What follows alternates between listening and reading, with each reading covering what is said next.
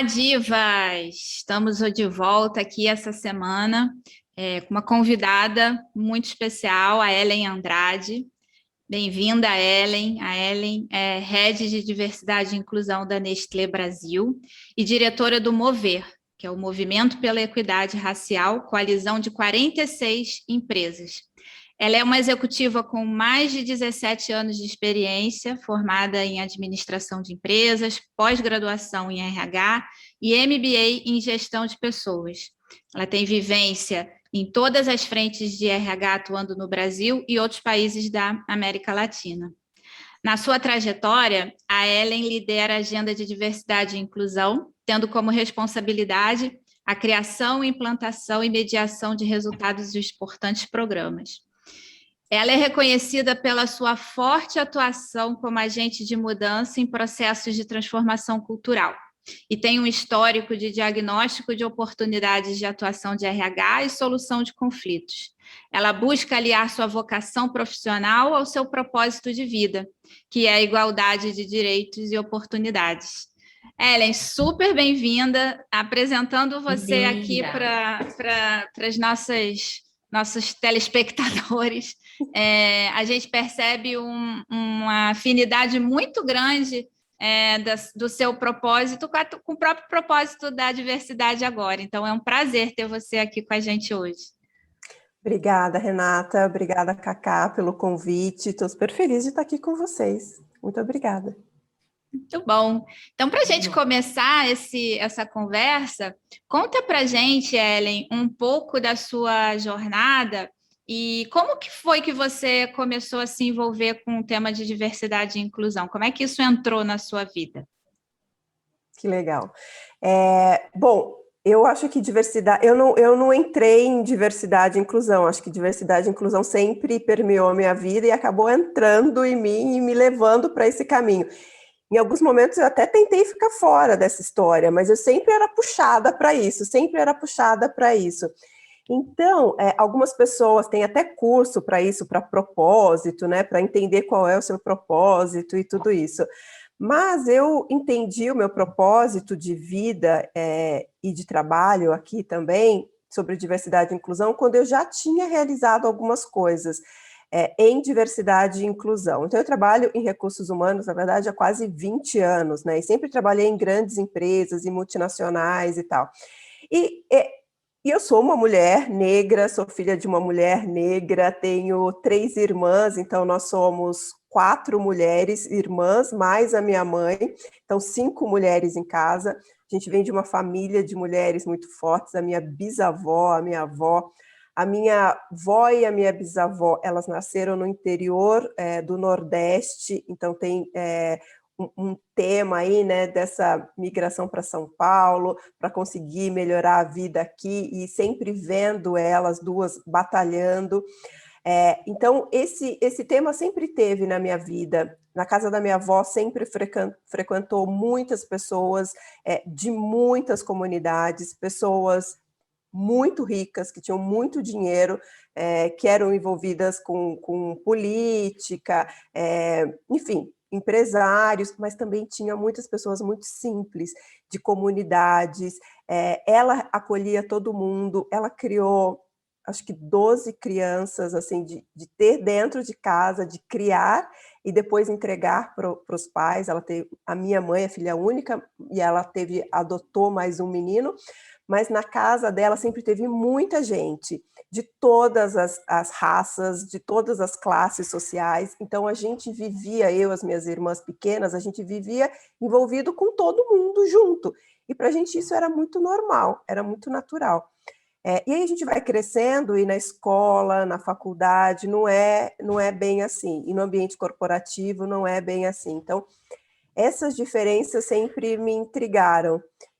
E aí, as áreas onde eu fui passando, e eu tenho aí o privilégio de trabalhar na área de gestão de pessoas, de recursos humanos, que tem um trânsito entre todas as áreas da companhia, e eu sempre tive a oportunidade de ir influenciando nos processos seletivos, nos processos de desenvolvimento, e aí foram observando isso em mim, e não fui eu que observei essa característica, foram as pessoas que observavam, e falavam, Ellen, você trabalhava com a área, sei lá, de finanças ou de marketing ou de agro, e a área ficou mais diversa, tem pessoas negras, tem pessoas com deficiência. Então, eu acho que você poderia contribuir com esse projeto aqui de diversidade. Eu acho que você deveria trabalhar com tal pessoa sobre diversidade.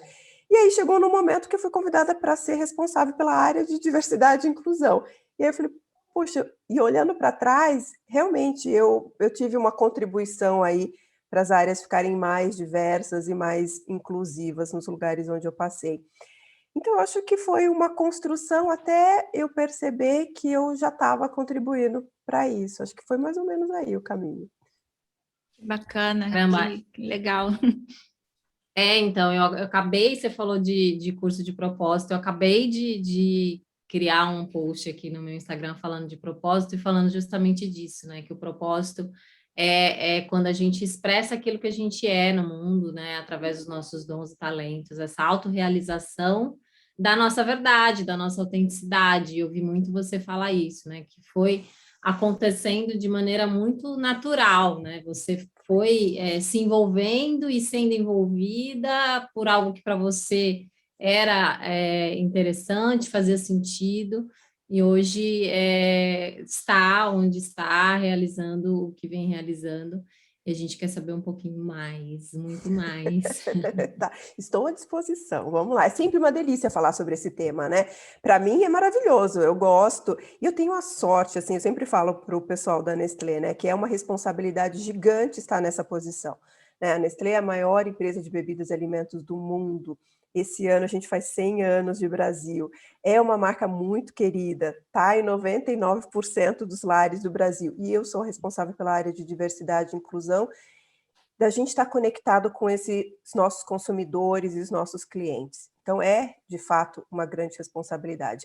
Mas é um prazer gigante, porque eu faço o que eu amo fazer, eu faço o que eu gosto, o que eu me divirto, o que eu fico feliz em entregar.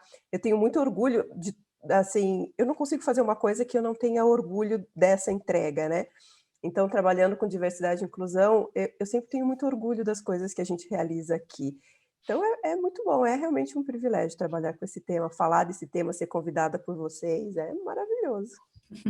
Que gostoso. Agora, né, a gente sabe que tem muitas coisas para caminhar, que nem tudo são flores, tem muitos desafios, né, e que ainda no Brasil, menos de 1% das posições de liderança executiva nas maiores empresas são ocupadas por mulheres negras. Então, eu queria que você falasse um pouco sobre essa experiência de ser uma mulher negra atuando numa posição de liderança executiva no mundo corporativo. Como é estar praticamente sozinha, né? Que deve ser a sua experiência quando olha para o lado, nos lugares onde você está, né, atuando na sua função. Eu tenho muito orgulho da minha história, mas é muito constrangedor também estar nesse lugar, né, num país como o nosso, né, de maioria negra. E eu sou praticamente sozinha já há bastante tempo nos lugares que eu passo, né, na universidade, tinha 60 pessoas na minha sala, começou com 80, depois foi para 60, e tinha 2 meninas negras, uma amiga minha e eu. E aí ela mudou de horário, porque eu estudava de manhã, e ela foi estudar à noite. E ficou só eu na minha sala de negra na faculdade. Eu fiz balé clássico durante muito tempo, fiz 10 anos de balé clássico. Eu sempre fui a única negra na minha sala de balé. Na escola do meu filho estuda numa escola particular, eu sou a única mãe negra da turma toda.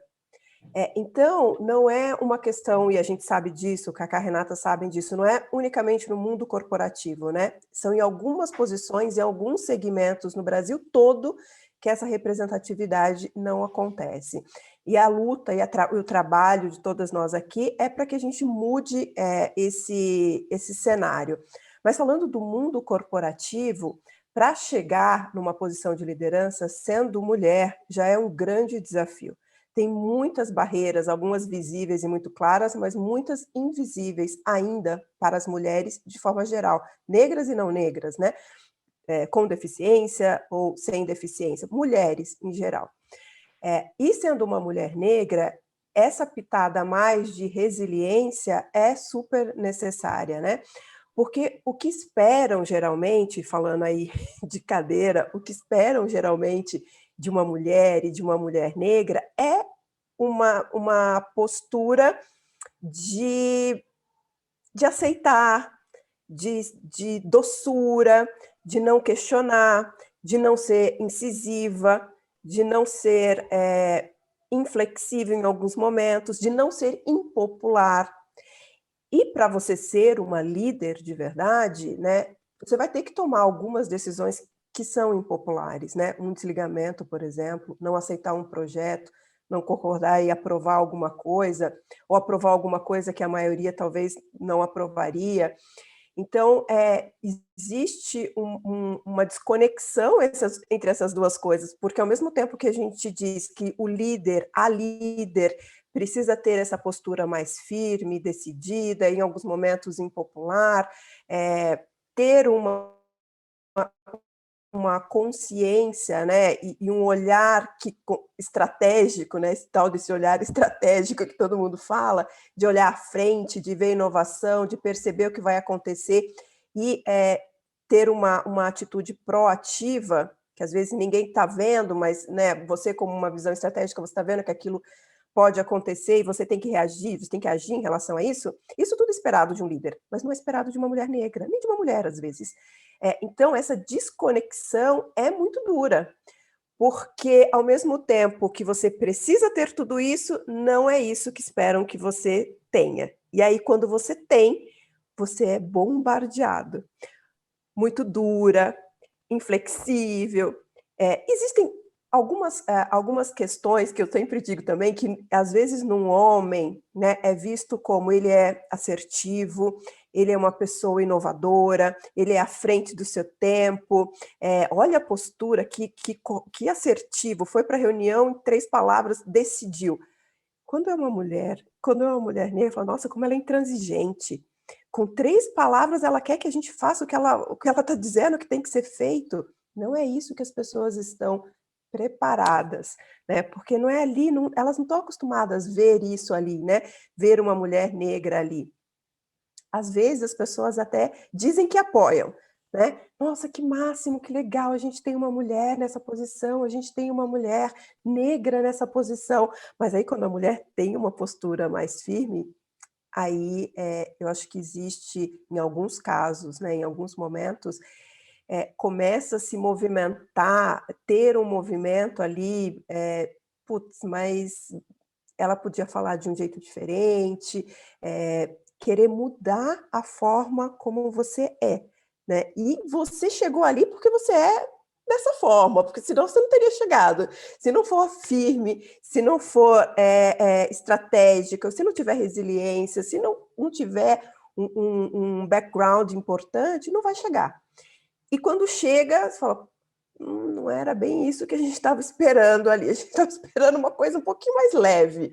Então, eu acho que algumas mulheres, né, negras que estão em posições de liderança sênior podem sofrer com isso em alguns momentos. Eu acho até que sofrem com isso em alguns momentos, de não ser exatamente essa postura que esperam, porque não estão acostumados, né, a ter pessoas assim nessas posições. Ellen, você usou uma palavra que foi a resiliência, que eu acho que foi muito boa e uma forma mais leve, né, de indicar a necessidade de resistir a todas essas barreiras, né, todos esses desafios. E aí eu queria pedir para você compartilhar algumas dicas, né, de como exercitar essa resiliência, porque eu imagino que dentro da tua trajetória, da sua experiência, durante alguns momentos você precisou usar bastante dessa resiliência e foi bem sucedida, né? Então, aqui para outras mulheres negras que estejam nos ouvindo e que talvez estejam passando por situações desafiadoras, se você puder dar alguns exemplos e sugestões de como você, né, atuou, que é sempre do seu ponto de vista, Lógico. Mas eu acho que pode ajudar bastante também aqui para quem esteja passando por alguma situação. É isso mesmo, Renata. Cada um tem uma história, né? Cada uma tem uma história. O que aconteceu comigo pode não servir de exemplo para ninguém, né? Ou para as pessoas que estão assistindo, mas funcionou comigo, e eu acho que é uma coisa bacana de compartilhar. Eu estou no mundo corporativo há 20 anos e eu escolhi estar. Eu sempre quis trabalhar no mundo corporativo, em grandes empresas, queria ser uma executiva, queria estar numa posição de liderança e fui construindo o meu caminho para isso. E o principal é a gente conhecer as nossas fragilidades, né? E onde a gente precisa avançar. As pessoas não vão engolir a gente de qualquer forma, assim, você precisa se preparar, você precisa estudar, você precisa ter consistência no que você está falando, então não é simplesmente eu quero ser, você tem que se preparar para ser, né, estudar numa posição sênior, numa multinacional, se você quer ir, as pessoas falam bastante do inglês, dos idiomas e tudo isso. No Brasil, pouquíssimas pessoas falam inglês fluente, por exemplo, 5%, né? É a pesquisa que fala inglês fluente. Mas se você quer ir para uma multinacional, não adianta, você não vai poder ignorar isso, você tem que estudar. Talvez você não vá entrar na empresa já no cargo de liderança ou já falando inglês, e a gente tem que facilitar essas entradas e esse desenvolvimento também no idioma. Mas em um momento você vai precisar, né? Porque se é uma empresa multinacional, você vai subindo, em algum momento você tem que falar com os outros países, às vezes a sede da empresa não é no Brasil e tal. Então, precisa de idiomas, você precisa se preparar na sua área, tecnicamente, nos skills que a sua posição ou na posição que você quer chegar precisa. E sobre o tema de ser resiliente, é também você não querer impor tudo do seu jeito. Porque às vezes o seu jeito também não é o melhor, né? Não é o correto. Eu acho que a gente não pode desistir do que a gente acredita, mas a gente pode modular essa forma de entregar. Então, no mundo corporativo, tem pessoas de todos os tipos de pensamento. Você conhecer esse cenário, conhecer os seus interlocutores e entender a melhor forma de você chegar é uma forma de você ter sucesso, de você ser bem-sucedido. Então, essa flexibilidade para você adaptar o que você acredita com a cultura da companhia, com o momento correto e a forma correta de você entregar é importante. Então, essa leitura de cenário, né, para um profissional que quer ter uma ascensão profissional é extremamente importante. Eu já trabalhei em outras, a Nestlé não é a primeira empresa que eu trabalho, né? Essa carreira que eu fiz de 20 anos, eu trabalhei em algumas empresas, na Nestlé é recente o tempo que eu estou aqui, e que a gente tem tido uma conexão muito forte, cultural. O presidente da companhia, ele leva esse tema de diversidade e inclusão de uma forma muito direta, ele fala desse tema, resultados da companhia, como um tema estratégico, e isso desce para toda a companhia. Isso é fundamental, porque também as pessoas que estão ali trabalhando, os analistas, os gerentes, a média gerência, às vezes é tanto esforço, mas se não tem esse direcionamento de cima, é muito esforço realmente e pouco resultado. Então, esse sponsor do tema de diversidade e inclusão na empresa me ajuda muito.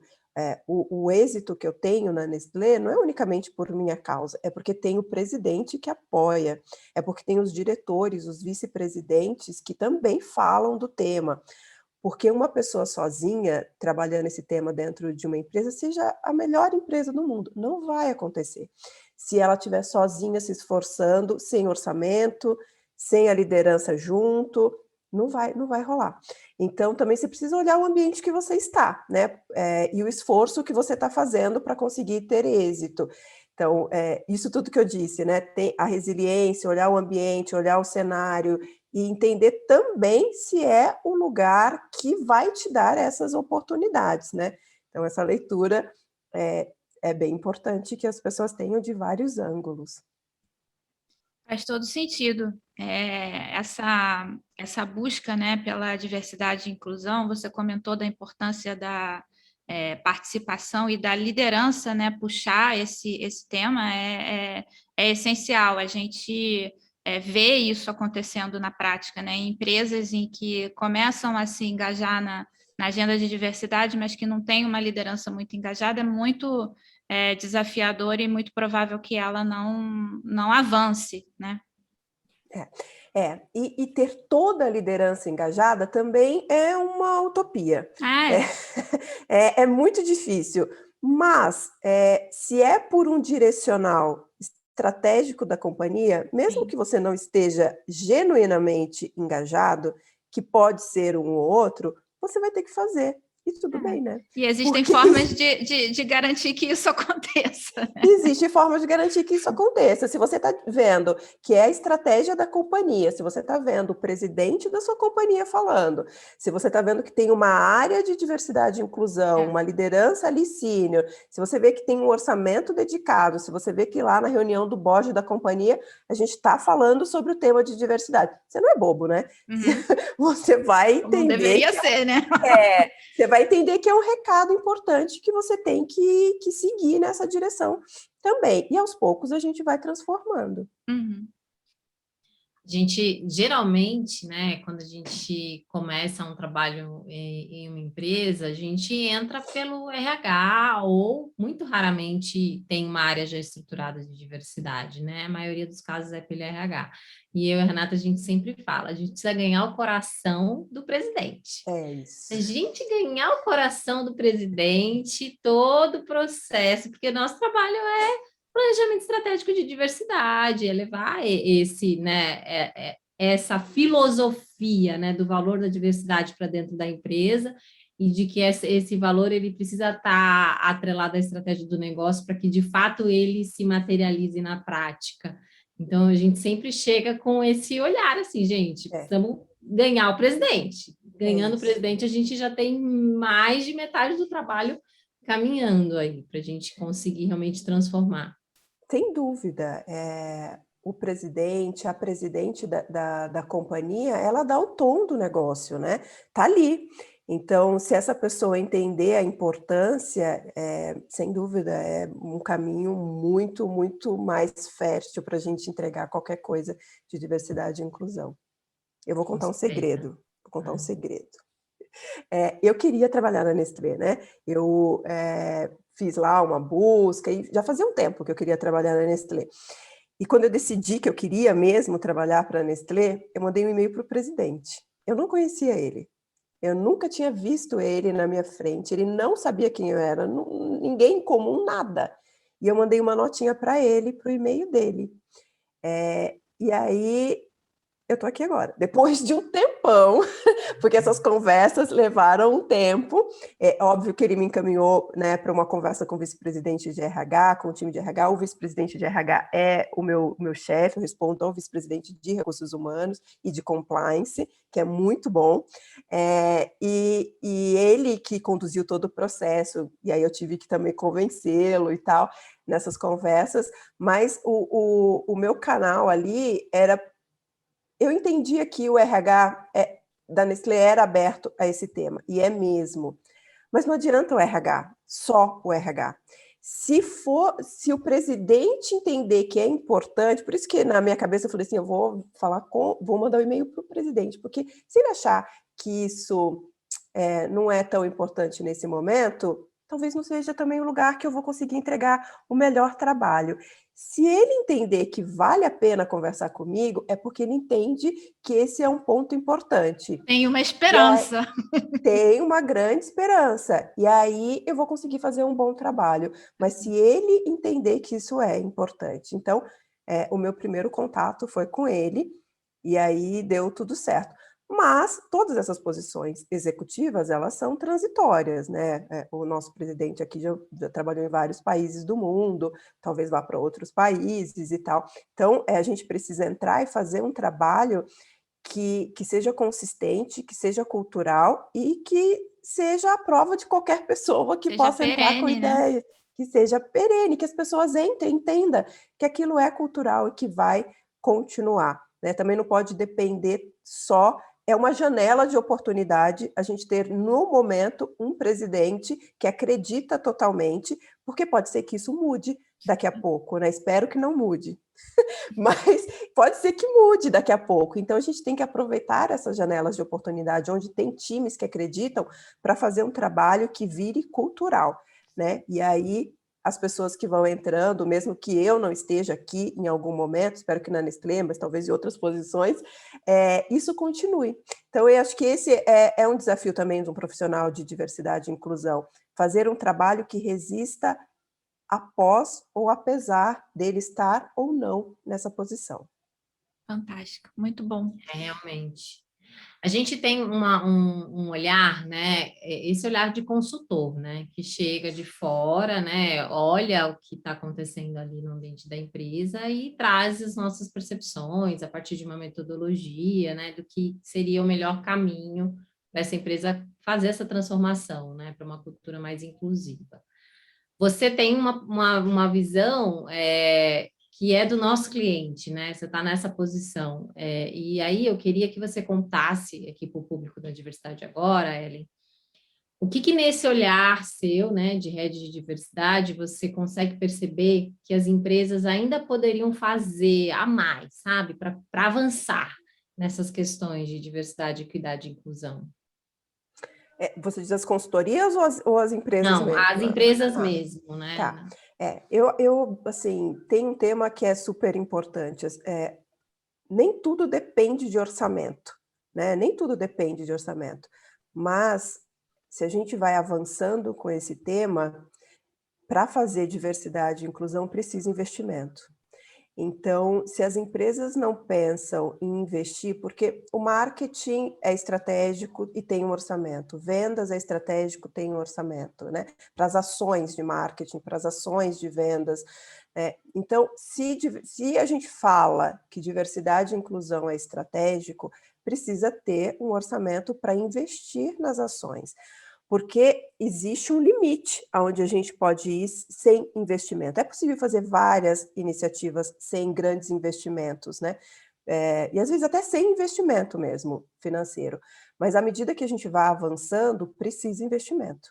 Porque não é um tema que vai viver assim, só da criatividade, só da boa vontade, só do engajamento. Precisa de investimento, precisa trazer know-how para a companhia, precisa fazer isso acontecer dentro da companhia, e companhias pequenas, médias e grandes, e as grandes sobretudo, porque tem um número gigante de pessoas, de unidades, de localidades no Brasil e no mundo, então, com culturas diferentes e tudo isso. Então, para entender todo esse universo, a gente precisa investir, né, para aprender, inclusive, e poder transformar. Então, o investimento, ter um orçamento dedicado para diversidade e inclusão é super importante. E ter pessoas que tenham conhecimento, né? Internamente, se for possível, ter uma área estruturada de diversidade e inclusão com pessoas que tenham conhecimento. Se não tem o conhecimento, se a estratégia da companhia é buscar fora, talvez não ter, às vezes não tem condições, né, de ter uma área, um investimento, um headcounts, que é sempre difícil para as empresas aprovarem headcounts adicionais, de posições sêniores e tudo isso, ainda mais nesses desafios todos que o mundo está vivendo. Então, se o know-how está fora, então ter um orçamento para contratar esse know-how, para aprender. Mas, gente, esse é um tema novo para todo mundo. Então, se a gente quer avançar, a gente precisa aprender com quem sabe, e para aprender com quem sabe, precisa pagar. Né? Ou internamente, ou externamente, não é isso? É isso. Não tem jeito, a gente pode estudar, a gente pode, né, se informar e tal, mas disseminar as ações dentro da companhia, o investimento é importante. Então, esse desafio de ter um investimento em diversidade e inclusão é importante. Algumas empresas já estão muito ligadas nisso, né? Que, enfim, eu estou na Nestlé, eu sei, eu tenho uma área de diversidade e inclusão, não é uma área grande, mas é uma área super estruturada, né, com um reporte para uma pessoa sênior, super sênior, para o board da companhia, a gente presta contas, tem orçamento dedicado para as ações de diversidade e inclusão. A gente tem um grupo de 80 pessoas que trabalham diversidade e inclusão dentro da companhia mais diretamente. né, com os nossos grupos de afinidade, mas não é só os grupos de afinidade, porque os grupos de afinidade eles fazem porque é a paixão, porque a empresa dá espaço, porque é importante para a empresa ouvir as pessoas das diferentes comunidades e porque eles têm esse engajamento pessoal também com o tema. Mas não é só obrigação dos grupos de afinidade, é da empresa. Então, no caso da Nestlé específico, tem uma área, tem uma profissional, eu sou paga, obviamente, por entregar diversidade e inclusão, eu sou dedicada à diversidade e inclusão. Então, só existir esse centro de expertise em diversidade e inclusão é um investimento, porque ter uma profissional dedicada a essa área é um investimento importante da empresa. Mas a gente vai além disso, a gente tem um orçamento, a gente tem as nossas ações aí que estão caminhando. Mas eu acho que as empresas estão indo para esse caminho. A gente vê mais agora empresas com diretoria de diversidade, porque fora do Brasil tem muito, né? Já tem mais, né? Vice-presidência, muito mais. Vice-presidência de diversidade e inclusão, diretoria. Mas agora no Brasil a gente começa a ver mais empresas com diretoria de diversidade e inclusão, com gerência de diversidade e inclusão, com áreas, com orçamento. Então a gente está avançando, acho que a gente está no caminho de evolução. E isso é legal, né? Porque com certeza é um indicativo do quanto que aquela organização está de fato dedicada ou com foco, né, para o tema, porque está pensando realmente em colocar pessoas para olhar isso de forma full time, né? Como que uma empresa pode dizer, olha, diversidade estratégica para a gente diversidade e inclusão para a gente é estratégica, faz parte dos nossos valores, e aí, quando você vai para a empresa, não tem ninguém olhando o tema de diversidade e inclusão. Como é possível, Como pode, né? Então, não é, mas como é um tema que engaja muito, é um tema que a gente sabe que não tem volta, então eu acho que as pessoas vão, em alguns momentos, falando sobre isso, mas esse discurso precisa se tornar realidade. Uhum. Acredito que está se tornando, e a cada dia mais vai se tornando realidade dentro das empresas. Muito bom. E cada vez mais o mercado consumidor pressiona, né? E ainda mais numa empresa que tem consumidor público direto, né? Como é o caso de vocês, né? Os nossos consumidores, né, da Nestlé e das outras empresas, eles não aceitam mais o faz de conta, né? As pessoas percebem se é verdadeiro ou se não é verdadeiro. Por isso que a gente sempre fala aqui, e muito com o Henrique Rueda, que é o meu chefe, né, o líder da área, ele fala, Ellen, as ações que saem da Nestlé precisam reverberar o que nós já praticamos. Né? Não é o contrário, a gente não tem que falar para depois fazer, a gente tem que fazer, e o que a gente faz acaba saindo dos muros da empresa, e isso é muito verdadeiro, e as pessoas captam isso e se conectam com isso.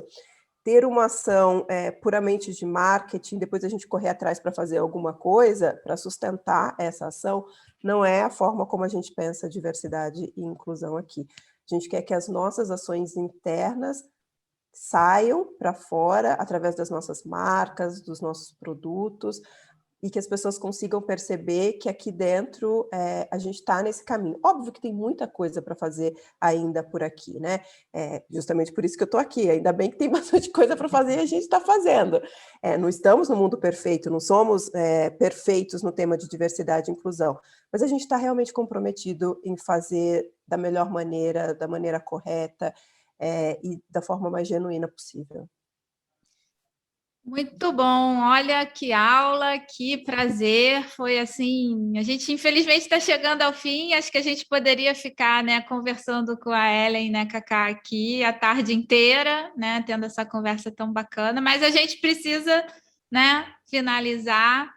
E queria te agradecer muito, Ellen, pela sua participação, pela sua generosidade em compartilhar tanto conhecimento, tanta experiência aqui com a gente, com o nosso público. E para a gente finalizar, eu queria te pedir para deixar uma mensagem final com a mudança que você queria ver no mundo, que você gostaria de ver no mundo. O que você disse quando você me apresentou, Renata, é muito verdade, assim, que as pessoas, né, não vou dizer as pessoas, mas eu, trabalhando com diversidade e inclusão, O meu propósito mesmo, quando eu falo de igualdade, é que as pessoas tenham igualdade de direitos, de oportunidades e de deveres também, né? Mas que as oportunidades e os direitos sejam iguais para todas as pessoas, que o mundo possa ser grande para todo mundo e não só para uma parcela tão pequena como a gente vê que acontece todos os dias. Mas eu sou uma pessoa muito otimista. Eu acredito que a gente está num momento de transição para um momento melhor, né? Às vezes a gente vê tantas coisas ruins, e a gente fala: "Puxa, mas não está dando certo". E às vezes não está dando certo mesmo, porque quando a gente escuta algumas coisas e vê algumas coisas que acontecem no Brasil, mas eu acho que isso tudo faz parte de um momento de transição, e que as pessoas acreditem que existe, um momento que isso vai estar melhor, se a gente não desistir, né, se a gente continuar acreditando, fazendo, realizando, em um momento a gente vai estar, com um Brasil melhor, com um mundo melhor. Não sei em qual geração isso vai acontecer, mas se nós que estamos aqui seguirmos acreditando e fazendo, né, porque não é só acreditar, é realizar, é entregar, é se envolver, em algum momento, isso vai melhorar, sem dúvida. Eu sou muito otimista e eu acredito que a gente está indo para um lugar melhor. Eu sou otimista também. Tem que acreditar. Muito maravilhoso. Tem um provérbio árabe que diz, né, que a hora mais escura do dia é a que vem antes do sol nascer. Então, eu também acredito muito que a gente está nesse momento, né? Realmente a gente está conseguindo olhar para as nossas sombras, né? As sombras, elas estavam aí, elas existiram, desde a formação do nosso país. A gente tem muitas questões sistêmicas para trabalhar em relação a essa compreensão da nossa diversidade, inclusão, acolhimento, pertencimento. Mas a gente viveu durante muito tempo naquela ideia, né, da democracia racial, né, de que éramos um povo amigável, mas não necessariamente na prática, no dia a dia das pessoas, especialmente aqui falando da população negra, mas acho que também se aplica a qualquer pilar da diversidade, né? Todo grupo subrepresentado. A gente tem essa questão ainda de como lidar com as diferenças, como abraçar, como acolher, como incluir, como valorizar, né? Mais do que tolerar, como ver valor no que é diferente. E eu acho que isso que você falou faz muito sentido, assim, a gente está num momento que, assim, a gente consegue ver algumas coisas que podem, a princípio, parecer muito desanimadoras, mas é porque antes a gente estava na ilusão, então a gente desistia, as mesmas coisas que a gente está vendo agora já existiam, mas a gente não via. Agora a gente está vendo e, por ver, a gente já pode fazer alguma coisa com isso, a gente pode transformar, e acho que isso realmente está na nossa mão, é a nossa hora de ser esses agentes de transformação, né? É isso mesmo, Cacá, concordo 100%. Nossa, muito, muito, muito obrigada, Ellen, por essa conversa. Foi realmente muito rica e para a gente aqui na Diva um presente. Obrigada mesmo. E agradecer quem assistiu até o final. A gente volta na próxima semana com mais um Diva Entrevista. Olá, Legal, gente. muito obrigada, gente. Um beijo. Tchau. Beijão.